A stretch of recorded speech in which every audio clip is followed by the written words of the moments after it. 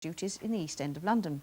Well, the film was made entirely on location, and for its producers that meant recreating exactly the sights and sounds of Edwardian London in the heart of today's East End streets. Well, last summer, while the film was being made, Susanna Greenberg went along to see how successful they'd been in turning back the clock.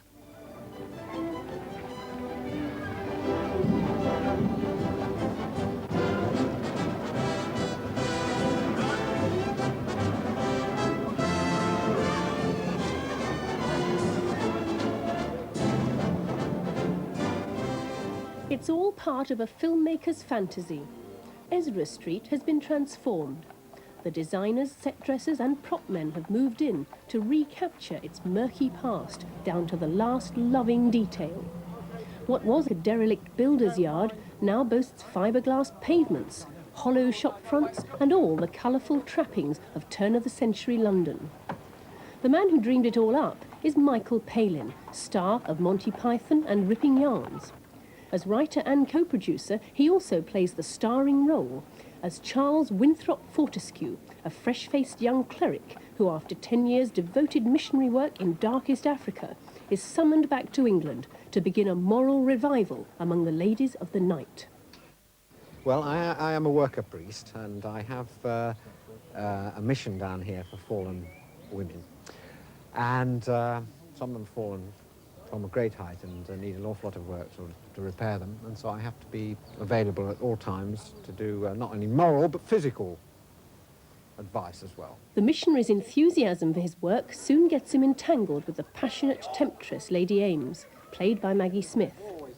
She agrees to supply much-needed funds for the mission, but at a price which entails the sacrifice of one or two moral principles. I know him. Work with Hills Harrop. The missionary's increasingly liberal approach to his work soon makes him highly popular with the ladies he's supposed to be rescuing. When the Bishop of London sees how things are going, he's not at all amused. Post intended for Lord Ames himself, but the butler took the wrong turning. Michael, now just fine camera, no fine camera there for that. That's the reaction. That's where the reaction should come there. Well, I'm trying to get him to clean up the brothel areas in the East End of London, which existed at that time. But he takes his work a bit too seriously, and I think it's going to rock the boat as far as I'm concerned. And so naturally, I give him the elbow. You see. So it's a difficult position to be in, but as you understand, as writer of this, it's also you know, good fun. Presumably, though, the fallen women don't actually want to be picked up by the likes of you. No, I had to write that in. To the locals, the storyline takes second place to the welcome diversion of having dozens of actors, crowd artists and technicians in their midst.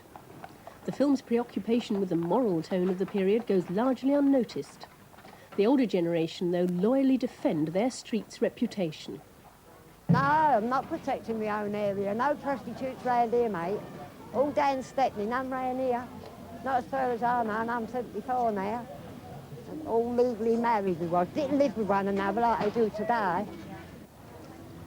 Meanwhile, oblivious to the controversy he may have caused in some quarters, the film's star remains unrepentant, concentrating instead on the demands of his role and dismissing the probing questions of journalists. But, Michael, won't you tell us the end of the film? No! I haven't written it yet. I can't hold up! The Missionary, which opens tomorrow night.